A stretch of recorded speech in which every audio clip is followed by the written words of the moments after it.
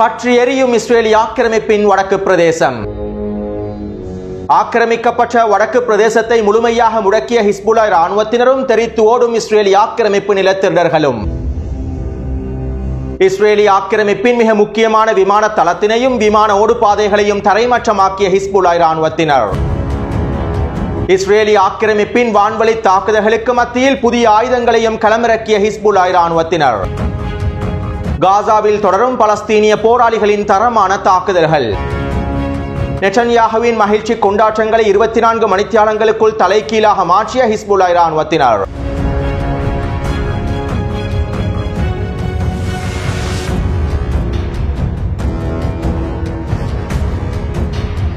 நாங்கள் பேஜர் தாக்குதலின் மூலமாக ஹிஸ்புல்லா இராணுவத்திற்கு பாரியதொரு இழப்பினை ஏற்படுத்திவிட்டோம். பெய்ரூட் பிரதேசத்திலே மேற்கொண்ட வான்வழி தாக்குதலின் மூலமாக ஹிஸ்புல்லா இராணுவத்தின் முக்கிய புள்ளிகளை அழித்து விட்டோம். இன்னும் ஹிஸ்புல்லா இராணுவத்தின் திட்டங்களை முடக்கக்கூடிய அனைத்து விதமான வேலை திட்டங்களையும் வெற்றிகரமாக மேற்கொண்டு விட்டோம். இதனால் தற்போது ஹிஸ்புல்லா இராணுவத்தினர் பலவீனமாக மாறிவிட்டார்கள் என இஸ்ரேலிய ஆக்கிரமிப்பு இராணுவ தலைமை அதிகாரிகளும் அரசியல் தலைமைகளும் கருத்துக்களை வெளியிட்டிருந்தார்கள். மேலும் இந்த இழப்புகளுக்கு பிறகு ஹிஸ்புல்லா இராணுவத்தினர் அவர்களுடைய தாக்குதல்களை முழுமையாக நிறுத்தி விடுவார்கள் என்று இஸ்ரேலிய ஆக்கிரமிப்பு தலைமைகள் எதிர்பார்த்திருந்தார்கள். பலஸ்தீனிய மக்களுக்கு ஆதரவான காசாவின் போர்முனைக்கு ஆதரவான லெபனான் போர்முனையானது முழுமையாக வீழ்ச்சி அடைந்துவிடும் அல்லது பின்னோக்கி சென்றுவிடும் என இஸ்ரேலிய ஆக்கிரமிப்பு தலைமைகள் எதிர்பார்த்திருந்தார்கள். ஹிஸ்புல்லா இராணுவத்தின் முக்கிய புள்ளிகளை படுகொலை செய்ததும் மிகப்பெரிய வெற்றியை அடைந்து விட்டதாக இஸ்ரேலிய ஆக்கிரமிப்பு தலைமைகள் கொண்டாட்டங்களில் ஈடுபட்டிருந்தார்கள். ஆனால் இப்போதுதான் மிகப்பெரிய யுத்தமே ஆரம்பிக்கப்பட்டுள்ளது. ஹிஸ்புல்லா இராணுவத்தினர் அவர்களுடைய இலக்குகளில் நோக்கங்களில் தெளிவாக இருக்கின்றார்கள். இஸ்ரேலிய ஆக்கிரமிப்பின் இந்த படுகொலை தாக்குதல்களுக்கு பிறகு ஹிஸ்புல்லா இராணுவத்தினர் அவசரப்படவும் இல்லை, ஆத்திரப்படவும் இல்லை. தெருச்சண்டைகளில் போரிடுவதை போன்று ஹிஸ்புல்லா இராணுவத்தினர் எந்த விதமான முடிவுகளையும் தீர்மானங்களையும் அவசரப்பட்டு எடுக்கவில்லை. தற்போதைய யுத்த களத்தில் இலக்குகளை மெதுமெதுவாக மாற்றி வருகின்றார்கள்.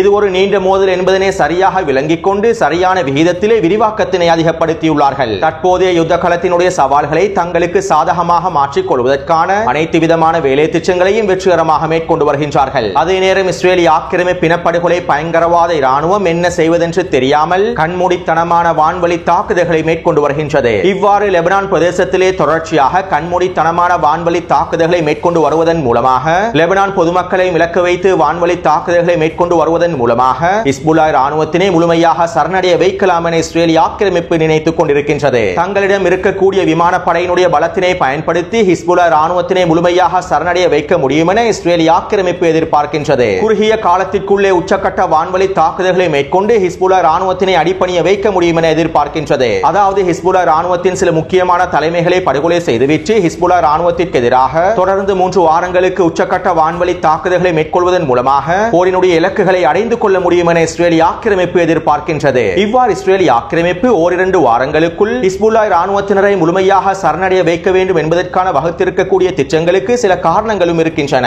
அதாவது இஸ்ரேலிய ஆக்கிரமிப்பு இனப்படுகொலை பயங்கரவாத கோலை இராணுவம் நீண்ட கால போருக்கு ஏற்ற வகையில் வடிவமைக்கப்படவில்லை. 1967 ஆண்டு கால பகுதியிலிருந்து குறுகிய கால போர்களில் ஈடுபடும் வகையில் தான் இஸ்ரேலிய ஆக்கிரமிப்பு இராணுவம் கட்டமைக்கப்பட்டுள்ளது. இதனை இஸ்ரேலிய ஆக்கிரமிப்பின் முன்னாள் பிரதமர் எஹூத் பராக் அவர்களே ஒப்புக்கொண்டுள்ளார். இஸ்ரேலிய ஆக்கிரமிப்பு இராணுவத்தின் அனைத்து வேலை திட்டங்களும் கட்டமைப்புகளும் ஓரிரண்டு வாரங்களுக்கு முழுமையான யுத்தத்தினை மேற்கொள்ளக்கூடிய வகையிலேயே உருவாக்கப்பட்டுள்ளன. இதனால் தான் ஆரம்பத்தில் இஸ்ரேலிய ஆக்கிரமிப்பு வடக்கு காசாவிற்குள்ளே அதிவேகமாக ஊடுருவியது. ஓரிரண்டு வாரங்களுக்குள் வடக்கு காசா பிரதேசம் முழுவதையும் கைப்பற்றி விடலாம் என இஸ்ரேலிய ஆக்கிரமிப்பு நினைத்திருந்தது. ஆனால் காசாவிலே தரைவழி தாக்குதல்களை ஆரம்பித்ததற்கு பிறகுதான் இது ஒரு நீண்ட கால யுத்தம் என்பதனை இஸ்ரேலிய ஆக்கிரமிப்பு உணர்ந்து கொண்டது. இதே போன்றுதான் தற்போது இஸ்ரேலிய ஆக்கிரமிப்பு தெற்கு லெபனான் பிரதேசத்திலும் தங்களுடைய தாக்குதல் திட்டங்களை வகுத்துள்ளது. குறைந்தது 3 வாரங்களுக்காவது தெற்கு லெபனான் பிரதேசத்திலே உக்கிரமான வான்வழி தாக்குதல்களை மேற்கொண்டு ஹிஸ்புல்லா இராணுவத்தின் அனைத்து திறன்களையும் முழுமையாக அழித்துவிட்டு அவர்களை சரணடைய வைக்க முடியும், அவர்களை பின்வாங்க வைக்க முடியும் என இஸ்ரேலிய ஆக்கிரமிப்பு பிழையான சமன்பாடுகளை வகுத்துள்ளது.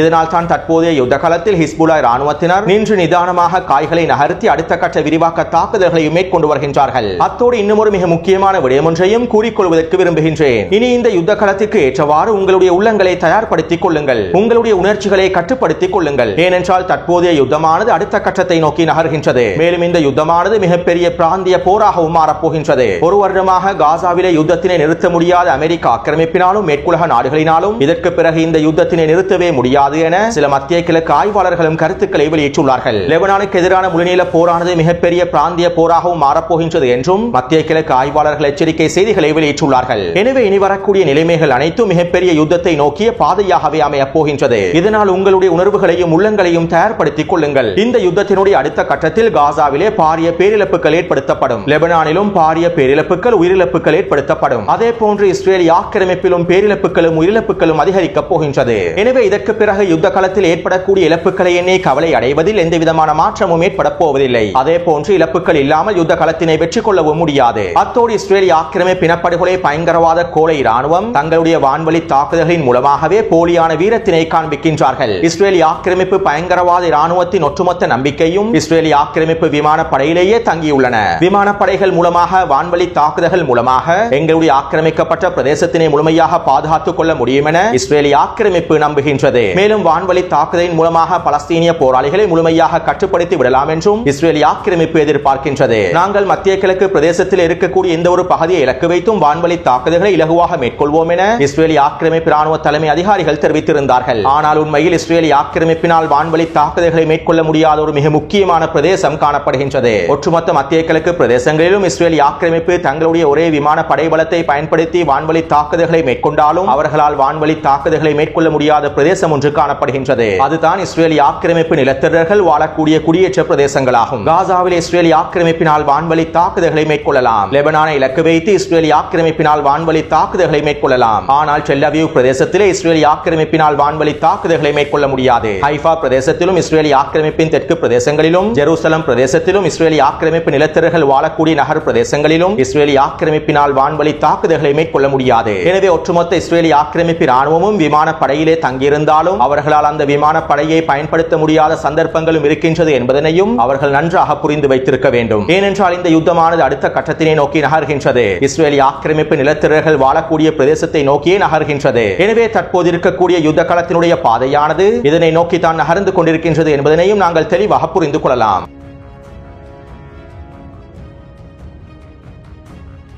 நேற்று மாலை இஸ்ரேலிய ஆக்கிரமிப்பு இனப்படுகொலை பயங்கரவாத ராணுவம் தெற்கு லெபனான் பிரதேசத்தினை இலக்கு வைத்து 15க்கும் அதிகமான வான்வழி தாக்குதல்களை மேற்கொண்டிருந்தது. இவற்றிலே 5 வான்வழி தாக்குதல்கள் குடியேற்ற பிரதேசங்களை இலக்கு வைத்தும் ஏனைய வான்வழி தாக்குதல்கள் மரங்கள் செறிவான பிரதேசங்களை இலக்கு வைத்தும் வனப்பிரதேசங்களை இலக்கு வைத்துமே மேற்கொள்ளப்பட்டிருந்தன. குறித்த வனப்பிரதேசங்களில் ஹிஸ்புல்லா ராணுவத்தின் ஏவுகணை தளங்கள் காணப்படும் என்கின்ற சந்தேகத்திற்கு அமைவாகத்தான் இஸ்ரேலிய ஆக்கிரமிப்பு இந்த வான்வழி தாக்குதல்களை மேற்கொண்டிருந்தது. மேலும் இந்த வான்வழி தாக்குதலின் மூலமாக தெற்கு லெபனான் பிரதேசத்திலே 5க்கும் அதிகமான இடங்களில் தீப்பரவல் ஏற்பட்டிருந்தது. இவ்வாறு இஸ்ரேலிய ஆக்கிரமிப்பு 15 வான்வழி தாக்குதல்களை மேற்கொண்டதற்கு பிறகு ஹிஸ்புல்லா ராணுவத்தினர் டிஷோன் பிரதேசத்தினை இலக்கு வைத்தும் நஃப்டேல் பிரதேசத்தினை இலக்கு வைத்தும் அதிரடியாக 50க்கும் அதிகமான ஏவுகணை தாக்குதல்களையும் 3 ட்ரோன் தாக்குதல்களையும் மேற்கொண்டிருந்தார்கள். குறித்த பிரதேசத்திலே நிலை கொண்டிருக்கக்கூடிய இஸ்ரேலிய ஆக்கிரமிப்பு பலியாடுகளை இலக்கு வைத்துதான் ஹிஸ்புல்லா ராணுவத்தினர் இந்த தாக்குதலை மேற்கொண்டுள்ளார்கள். மேலும் இந்த தாக்குதலிலே 4க்கும் அதிகமான ஆக்கிரமிப்பு சிப்பாய்கள் கொல்லப்பட்டும் படுகாயங்களுக்கு உள்ளாக்கப்பட்டிருப்பதாகவும் லெபனான் ஊடகங்கள் குறிப்பிடுகின்றன. அதே நேரம் 2 இஸ்ரேலிய ஆக்கிரமிப்பு சிப்பாய்கள் தான் படுகாயமடைந்திருப்பதாக இஸ்ரேலிய ஆக்கிரமிப்பு ஊடகங்கள் குறிப்பிட்டுள்ளன.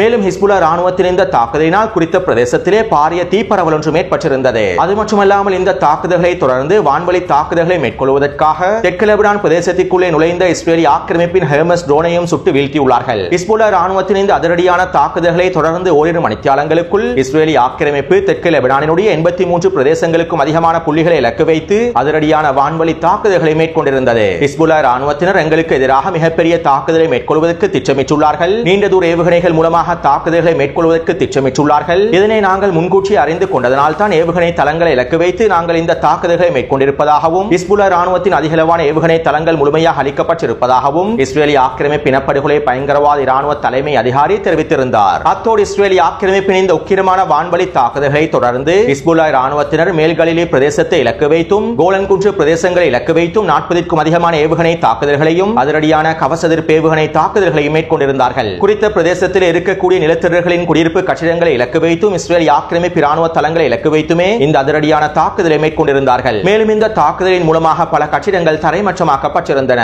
அதே போன்று மேற்கு கலிலி பிரதேசத்திலும் பாரிய அளவிலான தீப்பரவல் ஏற்படுத்தப்பட்டிருந்தது. அடுத்து ஹிஸ்புல்லா ராணுவத்தின் இந்த அதிரடியான தாக்குதலை தொடர்ந்து இஸ்ரேலிய ஆக்கிரமிப்பு இனப்படுகொலை பயங்கரவாத ராணுவம் மீண்டும் தெற்கு லெபனான் பிரதேசத்தை இலக்கு வைத்து 100க்கும் அதிகமான வான்வழி தாக்குதல்களை மேற்கொண்டிருந்தது. இந்த தாக்குதல்களை தொடர்ந்து நாங்கள் 400க்கும் அதிகமான ஹிஸ்புல்லா ராணுவத்தின் ஏவுகணை தளங்களை முழுமையாக அழித்து விட்டோம் என இஸ்ரேலிய ஆக்கிரமிப்பு ராணுவம் அறிவித்திருந்தது. ஆனால் இஸ்ரேலிய ஆக்கிரமிப்பின் இந்த வான்வழி தாக்குதலின் மூலமாக ஹிஸ்புல்லா ராணுவத்தின் அதிகளவான ஏவுகணை தளங்களை அழிக்க முடியவில்லை. கடந்த வாரமும் தெற்கு லெபனான் பிரதேசத்திலே இஸ்ரேலிய ஆக்கிரமிப்பு 100க்கும் அதிகமான வான்வழி தாக்குதல்களை மேற்கொண்டிருந்தது. பிரியம்டிவ் தாக்குதலாகவே இந்த வான்வழி தாக்குதல்களை மேற்கொண்டிருந்தது. ஆனால் இஸ்ரேலிய ஆக்கிரமிப்பினால் உண்மையிலேயே ஹிஸ்புல்லா ராணுவத்தின் ஏவுகணை தளங்களை அழிக்க முடியவில்லை. அவ்வாறு அழித்திருந்தால் தற்போது தெற்கு லெபனான் பிரதேசத்திலிருந்து ஹிஸ்புல்லா ராணுவத்தினர் தெற்கு லெபனான் பிரதேசத்திலிருந்து தாக்குதல்களை மேற்கொண்டிருக்கவே மாட்டார்கள். எனவே இஸ்ரேலிய ஆக்கிரமிப்பின் வான்வழி தாக்குதல்கள் தோல்வியிலேயே முடிவடைந்துள்ளன. அத்தோடு இஸ்ரேலிய ஆக்கிரமிப்பு 100க்கும் அதிகமான வான்வழி தாக்குதல்களை மேற்கொண்டு அரை மணித்தியாலங்களுக்குள் ஹிஸ்புல்லா ராணுவத்தினர் அடுத்த கட்ட விரிவாக்க தாக்குதல்களை ஆரம்பித்திருந்தார்கள். இதற்கமைவாக ஹிஸ்புல்லா ராணுவத்தினர் புதிய ஆயுதங்களையும் களமிறக்கியிருந்தார்கள். கடந்த அக்டோபர் 8ஆம் தேதியிலிருந்து ஹிஸ்புல்லா ராணுவத்தினர் சில குறிப்பிட்ட ஏவுகணைகளை மாத்திரமே பயன்படுத்தி வந்தார்கள். கத்தியூஷா ஏவுகணைகள், ஃபலாக் ஏவுகணைகள், புர்கான் ஏவுகணைகள், கவசெருப்பு ஏவுகணைகள் என சில குறிப்பிட்ட ஏவுகணைகளை மாத்திரமே களமிறக்கி இருந்தார்கள். ஆனால் தற்போது துல்லியமான தாக்குதல்களை மேற்கொள்ளக்கூடிய ஃபாடி 1 என்கின்ற ஏவுகணையையும் ஃபாடி 2 என்கின்ற ஏவுகணையையும் களமிறக்கியுள்ளார்கள். இவ்வாறு களமிறக்கிய புதிய ஏவுகணைகள் மூலமாக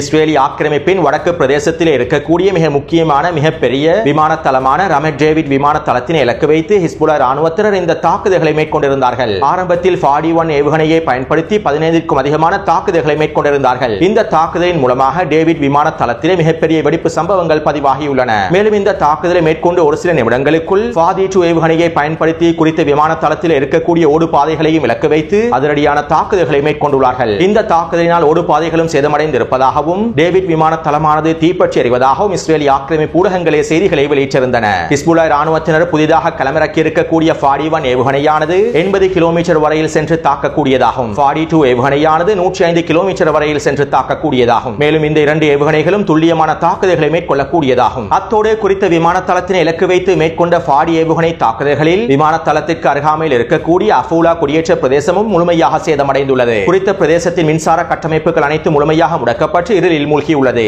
அது மட்டுமல்லாமல் இந்த தாக்குதலில் 17 வயதுடைய ஒரு நிலத்திரர் கொல்லப்பட்டுள்ளார். மேலும் 10க்கும் அதிகமான நிலத்திரர்கள் படுகாயமடைந்துள்ளார்கள். இருப்பினும் இஸ்ரேலிய ஆக்கிரமிப்பு ராணுவம் குறித்த தாக்குதல் தொடர்பான மேலதிக தகவல்களை முழுமையாக தணிக்கை செய்துவிட்டது. பாதிப்படைந்திருக்கக்கூடிய கொல்லப்பட்டிருக்கக்கூடிய நிலத்திரர்கள் தொடர்பான தகவல்கள் அனைத்தையும் முழுமையாக மறைத்துவிட்டது. மேலும் இவற்றினை உறுதி செய்யும் முகமாக ஹைஃபாவில் இருக்கக்கூடிய மிகப்பெரிய வைத்தியசாலையான ரம்பம் வைத்தியசாலையில் 5 இஸ்ரேலிய ஆக்கிரமிப்பு சிப்பாய்கள் படுகாயமடைந்து அனுமதிக்கப்பட்டிருப்பதாகவும் ஒரு மிகப்பெரிய இக்கட்டான சூழ்நிலை ரம்பம் வைத்தியசாலையில் ஏற்பட்டிருப்பதாகவும் இஸ்ரேலிய ஆக்கிரமிப்பு ஊடகங்களில் இருந்து தகவல்கள் வெளியாகியுள்ளன. அது மட்டுமல்லாமல் ரம்பம் வைத்தியசாலையானது போருக்கான தயார்படுத்தல்களை மேற்கொள்வதனால் சாதாரண நிலத்திரர்களுக்கான சேவைகளை முழுமையாக இடைநிறுத்தியிருப்பதாகவும் அறிவித்திருந்தது. அடுத்து இஸ்ரேலிய ஆக்கிரமிப்பு இனப்படுகொலை பயங்கரவாத இராணுவம் ஆக்கிரமிக்கப்பட்ட ஹைஃபா பிரதேசத்தில் இருக்கக்கூடிய நிலத்திரர்களையும் முழுமையாக வெளியேற்றி வருகின்றது. இந்த யுத்தம் ஆரம்பிக்கப்பட்டதிலிருந்து ஹிஸ்புல்லா ராணுவத்தினர் ஹைஃபா பிரதேசத்தில் இருக்கக்கூடிய குடியிருப்பு பிரதேசங்களை இலக்கு வைத்தும் தாக்குதல்களை மேற்கொண்டிருக்கவில்லை. லெபனான் எல்லையிலிருந்து 30 கிலோமீட்டர் வரையிலேயே ஹிஸ்புல்லா ராணுவத்தினர் தாக்குதல்களை மேற்கொண்டிருந்தார்கள். ஆனால் தற்போது ஹிஸ்புல்லா ராணுவத்தினர் 50 கிலோமீட்டர் வரை சென்று தங்களுடைய தாக்குதல்களை விரிவாக்கியுள்ளார்கள். இதனால் லெபனான் எல்லையிலிருந்து 50 கிலோமீட்டர் வரையில் இருக்கக்கூடிய அனைத்து நிலத்திரர்களும் முழுமையாக வெளியேறி வருகின்றார்கள். கிட்டத்தட்ட 2,80,000க்கும் அதிகமான நிலத்திரர்கள் ஹைஃபா பிரதேசத்திலிருந்து முழுமையாக வெளியேறி இருப்பதாக இஸ்ரேலிய ஆக்கிரமிப்பு ஊடகங்களே செய்திகளை வெளியிட்டுள்ளன.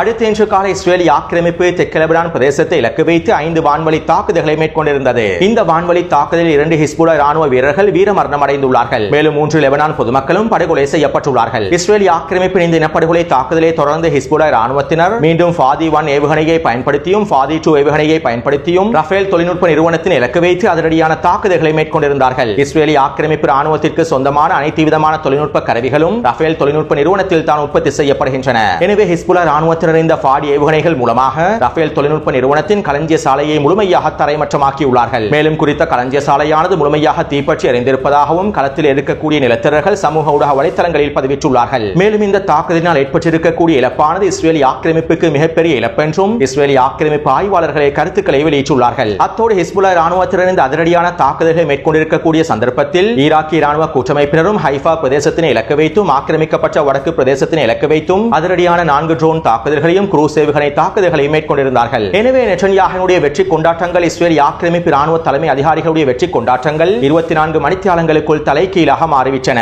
தெற்கு லெபனான் பிரதேசத்திலே மேற்கொள்ளப்பட்ட படுகொலை தாக்குதல்கள் இஸ்ரேலிய ஆக்கிரமிப்பின் வடக்கு பிரதேசத்தினை தீயிட்டு கொளுத்தியுள்ளது.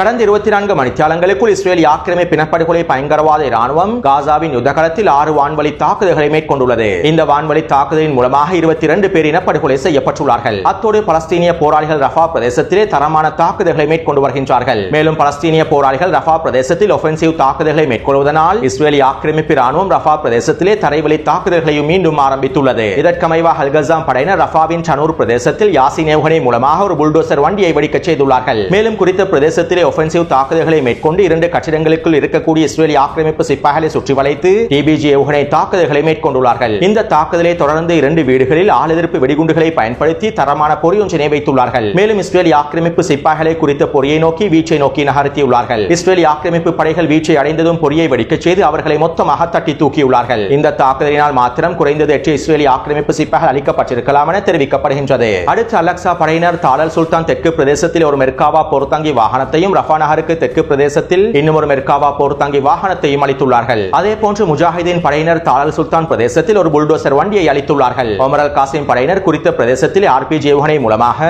2 மெர்காவா போர்த்தாங்கி வாகனங்களை வெடிக்கச் செய்துள்ளார்கள். எனவே நேற்று மாலை 6 மணியிலிருந்து இன்று மாலை 6 மணி வரையில் கிடைக்கப்பெற்ற தகவல்களுக்கு அமைவாக 4 மெர்காவா போர்த்தாங்கி வாகனங்களும் ஒரு புல்டோசர் வண்டியும் அளிக்கப்பட்டுள்ளன. 25க்கும் அதிகமான இஸ்ரேலிய ஆக்கிரமிப்பு சிப்பாய்கள் அளிக்கப்பட்டுள்ளார்கள். எனவே இந்த காணொளி தொடர்பான கருத்துக்களை பதிவிடுங்கள். தொடர்ந்து என்னுடன் இணைந்திருங்கள். நன்றி, வணக்கம்.